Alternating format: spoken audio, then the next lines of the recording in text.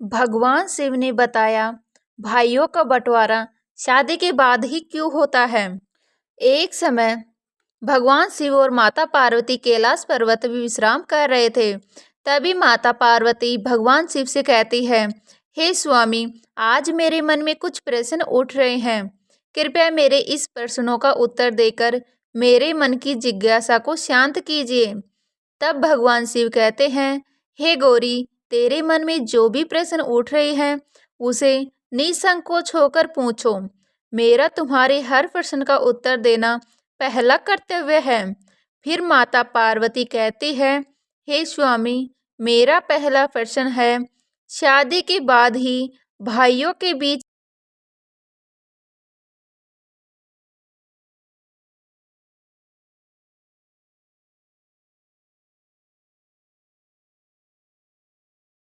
बंटवारा क्यों होता है।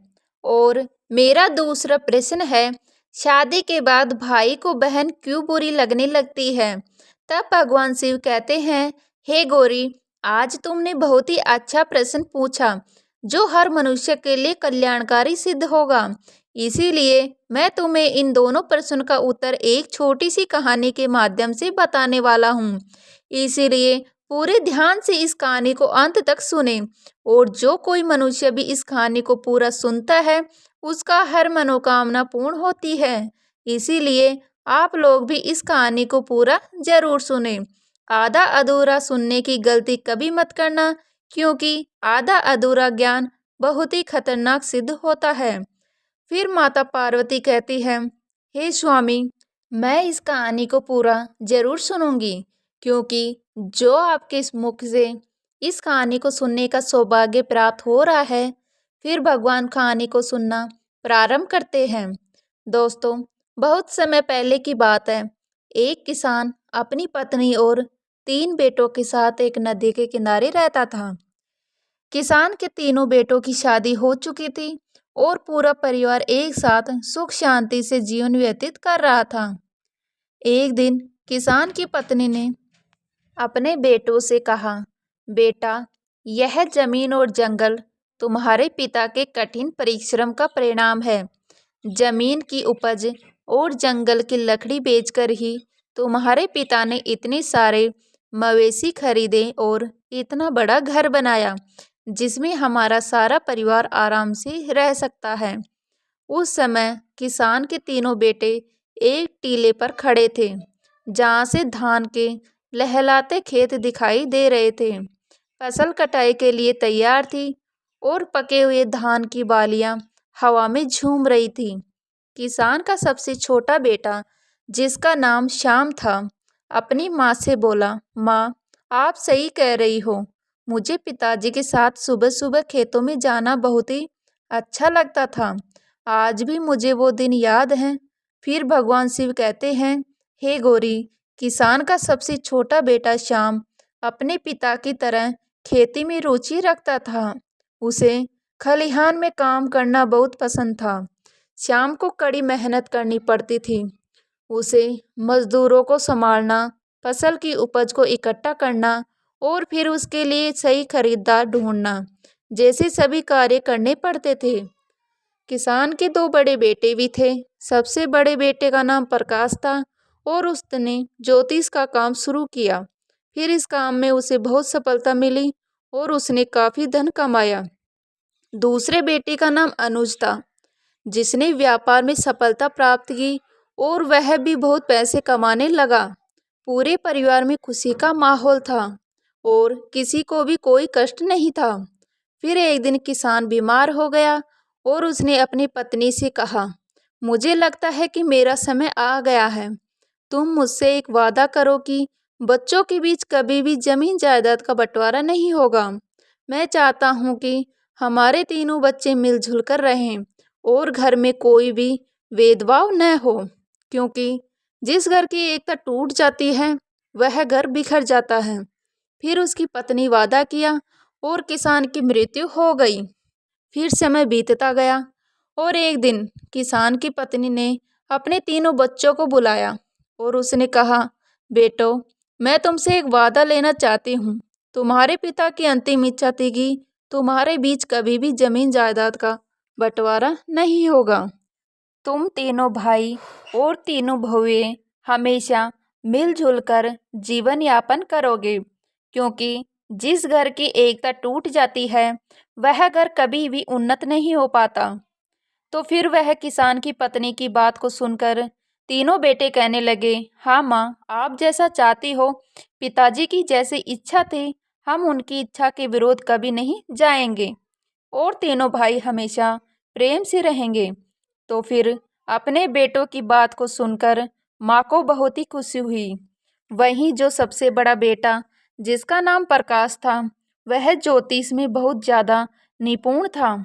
इसीलिए आसपास के लोग उस प्रकाश से कई मामलों में राय लेने आते थे, तो प्रकाश का गुजारा बढ़िया तरीके से हो जाता था।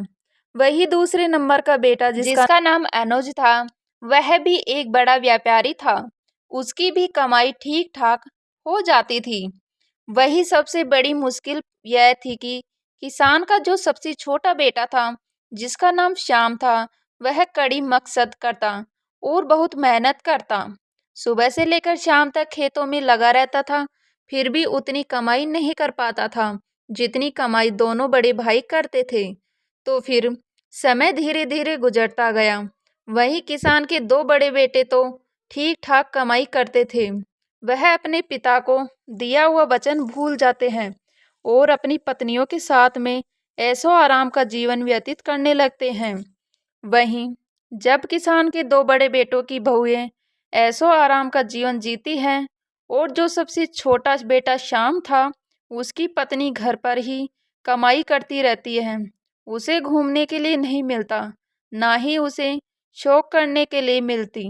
वहीं जब वह अपने बड़े जेठ और जेठानी को देखती तो उसका हृदय दुखी हो जाता कि हम तो पिता के वचनों का पालन आज भी कर रहे हैं, लेकिन हमारे बड़े दोनों जेठ और दोनों जेठानी ऐसो आराम का जीवन जी रहे हैं।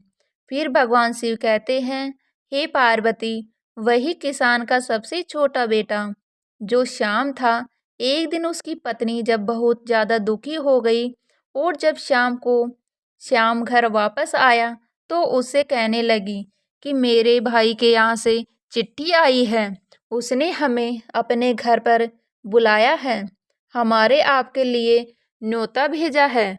कुछ दिनों पहले ही हमारे भाई ने अपना घर बनाया था, उसमें गृह प्रवेश होना है। वह यह चाहता है कि हम दोनों कुछ दिन के लिए उनके पास रहें।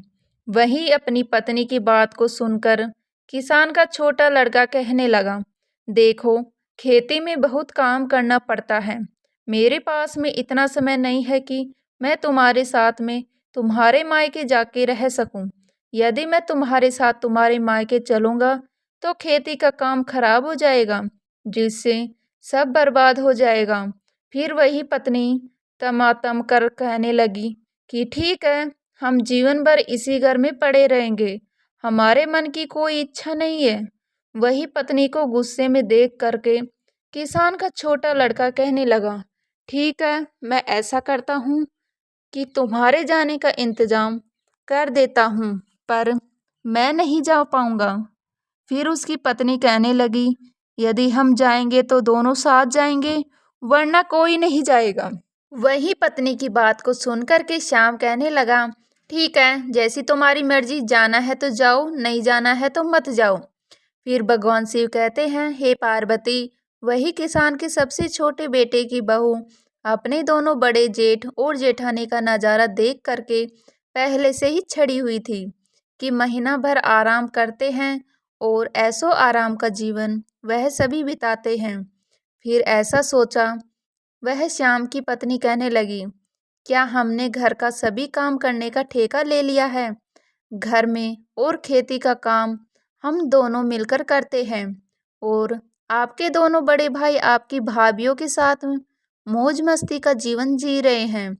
क्या आपने कभी सोचा है कि मेरा भी मन करता है हम भी शौक का जीवन जिए, और फिर जब उनको अपना अपना ही करना है तो हम दोनों की कोई फिक्र ही नहीं है, वह तो दोनों बाहर रह करके मौज मस्ती का जीवन जी रहे हैं। फिर अपनी अपनी पत्नियों के साथ में चारों ओर घूमने चले जाते हैं और मैं हमेशा इस घर में ही पड़ी रहती हूँ। आप बताओ, क्या यह अन्याय नहीं है? फिर भगवान शिव कहते हैं, हे पार्वती, फिर तो अपनी पत्नी की बात को सुन करके श्याम की नींद खुल गई और फिर उसकी पत्नी आगे कहने लगी, अब तुम मेरी एक बात सुनो, जायदाद के बंटवारे की बात चलाइए ताकि हम लोग अलग रह सके। यदि हम अलग रहेंगे तो हमको भी अपने घूमने के लिए कुछ समय मिलेगा।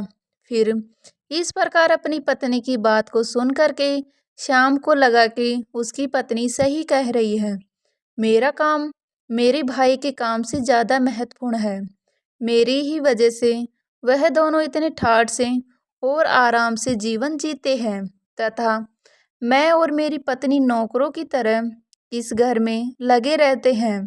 फिर एक दिन जब सभी भाई घर में खाना खा रहे थे तो किसान के सबसे छोटे लड़के ने अपनी माँ और भाइयों से कहा कि उसे जायदाद में उसका हिस्सा चाहिए। अब वह शामिल नहीं रहेगा। फिर वही अपने सबसे छोटे बेटे की बात को सुन करके माँ को बड़ा झटका लगा और उसने कहा, तुम्हारे पिता चाहते थे कि तुम सब मिलजुल कर एक होकर रहो। फिर वही सबसे छोटा बेटा कहने लगा, माँ, मैं अब शामिल नहीं रह सकता हूँ। फिर तो दोनों भाइयों ने भी हामी भर ली और उन्होंने भी कहा, ठीक है, जायदाद का बंटवारा हो जाना चाहिए। वही जमीन जायदाद के सभी कागज जिनके आधार पर बंटवारा होना था, वही सब तैयार की जाते हैं। वही बंटवारा होने से पहले किसान की पत्नी अपने तीनों बेटों से कहती है कि बंटवारा बाद में होगा। पहले हमारे घर की परंपरा है कि कोई भी कार्य करने से पहले सबसे पहले भगवान जगन्नाथ के दर्शन अवश्य करने चाहिए। फिर अपनी माँ की बात को सुन करके सभी बेटे तैयार हो जाते हैं और अपनी माँ की बात मान करके अगले दिन सभी बेटे अपनी पत्नियों और माँ के साथ में यात्रा पर निकल पड़ते हैं। फिर मंदिर में दर्शन करने के बाद में जब सभी भाई वापस लौट रहे तो उनकी माँ ने कहा, बच्चों, मैं बहुत थक गई हूँ और मुझे बहुत तेज भूख लग रही है। आप सब भी भूखे होंगे और बउओं को भी भूख लग रही होगी। चलो एक काम करते हैं, किसी ठीक से स्थान पर बैठ करके कुछ खाना खा पी लेते हैं।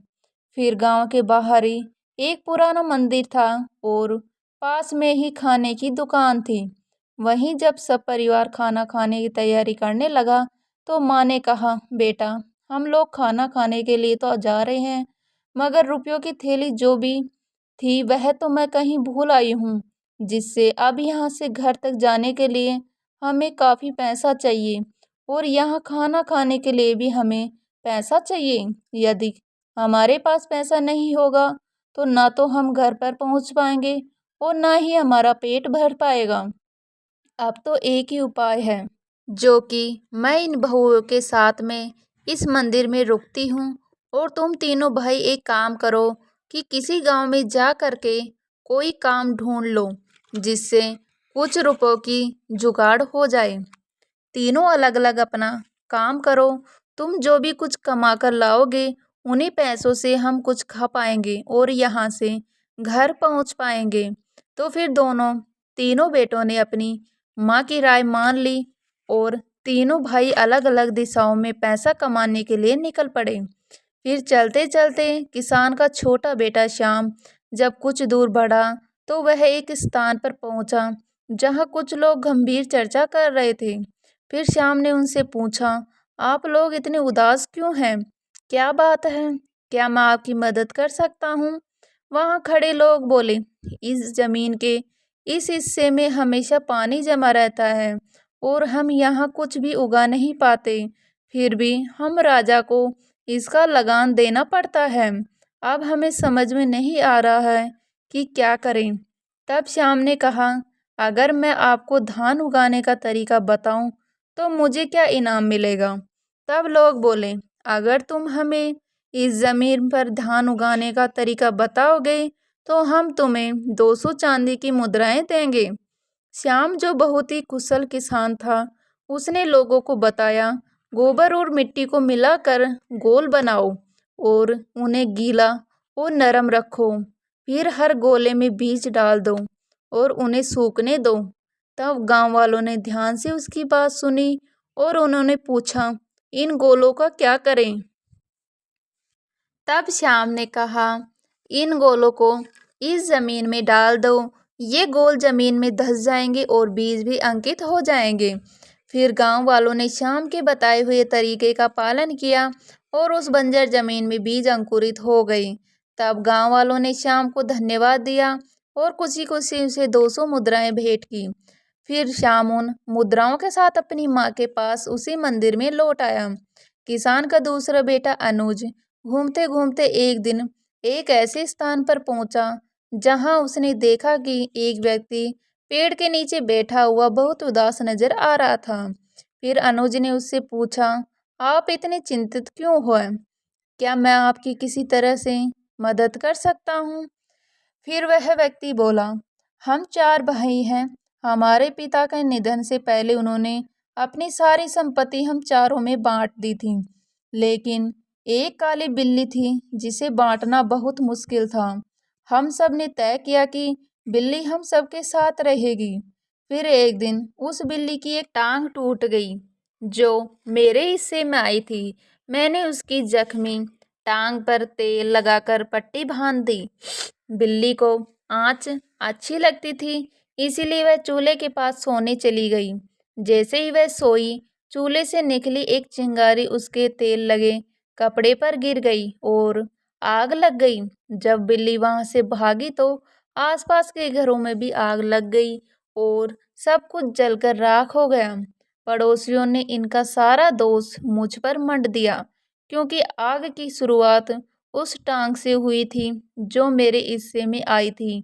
मामला पंचायत तक पहुंचा और पंचों ने कहा कि जिस टांग से आग लगी है वह मेरे हिस्से की थी, इसीलिए पूरा नुकसान मुझे ही भरना होगा। लेकिन मेरे पास इतने पैसे नहीं हैं, अब मैं क्या करूं? इसी वजह से मैं चिंतित हूं। उस व्यक्ति की बात सुनकर अनुज ने कहा, चिंता मत करो, अगर मैं तुम्हारी समस्या का समाधान कर दूं तो तुम मुझे क्या दोगे? फिर व्यक्ति ने जवाब दिया, अगर तुम मेरी समस्या का समाधान कर दोगे तो मैं तुम्हें 400 सोने के सिक्के दूंगा। शर्त मानने के बाद अनुज ने कहा, ठीक है, तुम अपने पड़ोसियों और गांव के बुजुर्गों को बुलाओ, मैं शीघ्र ही आऊंगा। व्यक्ति ने गांव के सभी लोगों को बुला लिया। जब सब लोग इकट्ठा हो गए और हर किसी की बात सुनी गई, तब अनुज ने कहा, यह सच है कि सारा नुकसान बिल्ली ने किया है और यह भी सच है कि उस जख्मी टांग पर तेल की पट्टी बंधी थी। यह भी सही है कि बिल्ली के भागने से घरों में आग लगी। लेकिन एक बात आपने नहीं सोची कि जख्मी टांग के साथ बिल्ली भाग ही नहीं सकती। टूटी हुई टांग किसी काम की नहीं थी। बिल्ली केवल अपनी 3 सही टांगों से भागी, जिससे चारों ओर आग लगी। अब आप ही बताइए, क्या दोष टूटे हुए टांग का है या सही टांगों का? फिर अनुज की इस बात से गांव वाले अचंभित हो गए और सभी ने सिर हिलाकर सहमति जताई। अंततः फैसला हुआ कि सही 3 टांगों के मालिक को हर्जाना देना होगा। जख्मी टांग का मालिक बहुत खुश हुआ और वादे के अनुसार अनुज को 400 सोने की मुद्राएं भेंट की। फिर किसान का बेटा 400 सोने के सिक्के लेकर अपनी माँ के पास मंदिर में लौट आया। दोस्तों, आप किसान का सबसे बड़ा बेटा, जिसका नाम प्रकाश था, वह भी कमाई के लिए निकला। फिर चलते चलते वह एक बड़े घर में पहुंच गया, जहां से रोने की आवाज आ रही थी, जिससे उस घर के बाहर एक पहरेदार भी खड़ा था। फिर प्रकाश सोचने लगा कि इतनी बड़ी हवेली में रहने वाला कोई क्यों रो रहा है। तब प्रकाश ने पहरेदार से पूछा, महोदय, इस घर से रोने की आवाज क्यों आ रही है? तब पहरेदार ने कहा, आप अंदर जाकर खुद पूछ सकते हैं। फिर मोहन घर के अंदर गया और पूछा, आप क्यों रो रहे हैं? क्या मैं आपकी कोई मदद कर सकता हूँ? फिर रोने वाला व्यक्ति, जो एक मंत्री था, वह बोला, हमारे राजा ने मुझसे हाथी का वजन पता करने को कहा। अगर मैं ऐसा नहीं कर सका तो राजा मेरा सिर कटवा देगा। फिर मंत्री के रोने की बात सुनकर प्रकाश ने कहा, चिंता मत करो, अगर मैं तुम्हारी मदद कर दूं तो मुझे क्या इनाम मिलेगा। फिर मंत्री ने कहा, अगर तुम मुझे हाथी का वजन बता दोगे तो मैं तुम्हें 1000 सोने की मुद्राएं दूंगा। तब प्रकाश ने शर्त मान ली और मंत्री से कहा कि उसे हाथी के पास ले चले। जब वे हाथी के पास पहुंचे तो प्रकाश ने कहा, हाथी को एक नदी के पास ले चलो जहाँ कई नावें हो। तब मंत्री ने ऐसा ही किया और प्रकाश ने नाव वाले से कहा कि हाथी को नाव में खड़ा करें। जैसे ही हाथी नाव में खड़ा हुआ, नाव पानी में धंसने लगी और जब नाव धंसना शुरू हो गई तो प्रकाश ने कहा, जहाँ नाव रुकी है वहाँ निशान लगा दो और फिर हाथी को नाव से बाहर निकाल दो। फिर निशान लगने के बाद हाथी को नाव से बाहर निकाल लिया गया और प्रकाश ने कहा, अब इस नाव में इतने पत्थर भर दो कि नाव उस निशान तक पहुंच जाए जहां पहले रुकी थी।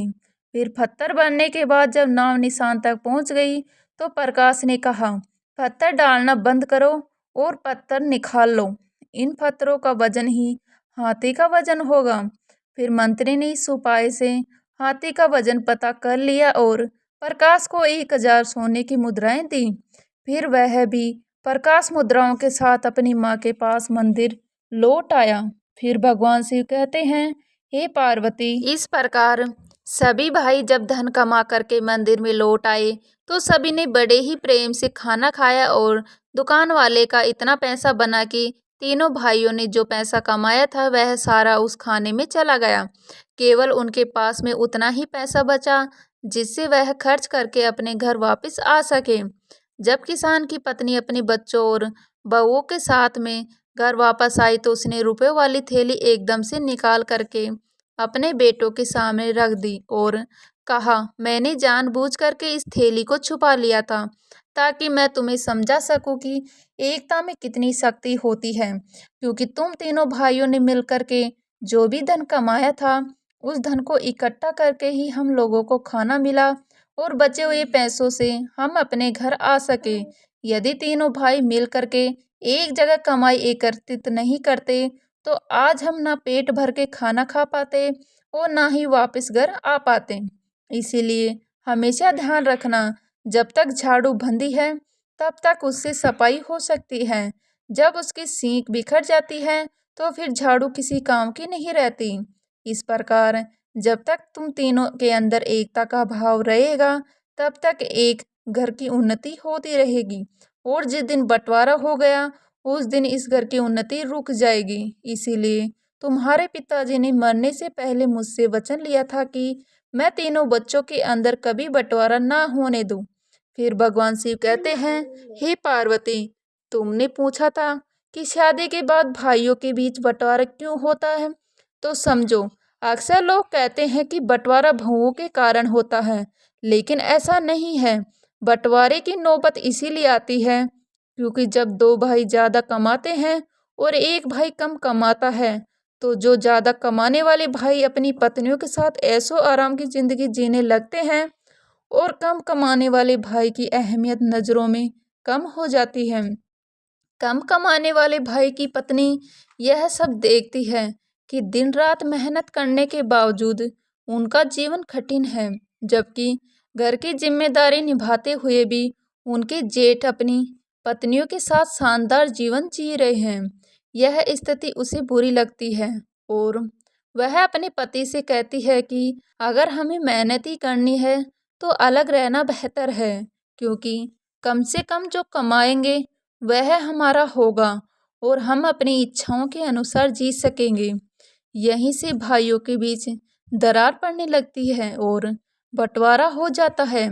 भाइयों के बंटवारे को रोकने में माता पिता का महत्वपूर्ण योगदान होता है। यदि माता पिता अपने बच्चों में संस्कार डाले कि चाहे कोई कमाए ज़्यादा या कम, सभी भाई अपनी अपनी कमाई एक जगह इकट्ठी करें और एक साथ बैठकर निर्णय लें कि क्या करना है और क्या नहीं, और सभी बहुओं को समान अधिकार दे तो बंटवारा नहीं होगा। यदि ऐसा होगा तो इस बुद्धिमान माँ के बच्चों की तरह घर में कभी बंटवारा नहीं होगा। साथ ही यह 5 बातें सभी भाई और उनकी पत्नियों को हमेशा गुप्त रखनी चाहिए, जिससे परिवार की एकता हमेशा बनी रहे। यह 5 बातें हमेशा परिवार को टूटने से बचाती है। नंबर 1 पे आता है, यदि किसी भाई को कभी भी धन की हानि हो या उसका धन बर्बाद हो जाए तो यह बात को किसी अन्य को ना बताएं। धन ऐसी चीज है जो इंसान का बल होता है, और जब लोगों को यह पता चलता है कि इनके पास में धन नहीं है तो वह आपका सम्मान करना बंद कर देते हैं और आपकी प्रतिष्ठा धूमिल कर देते हैं। धन हानि पर लोग कभी मदद नहीं करते बल्कि आपका उपहास उड़ाते हैं। इसीलिए धन का आना या धन का जाना दोनों ही बातें हमेशा सभी भाइयों को खुद तक ही रखनी चाहिए, और कभी भी किसी भाई को अपने भाई की कोई भी धन संबंधी बातें किसी दूसरे के साथ में साझा नहीं करनी चाहिए। तो उम्मीद करती हूँ आज की हमारी ये वीडियो अच्छी लगी होगी। अच्छी लगी तो लाइक करें, शेयर करना है तो प्लीज़ सब्सक्राइब कर लीजिएगा। मिलते हैं इसी तरह की नई वीडियो के साथ, तब तक के लिए जय हिंद, जय भारत, जय श्री राम।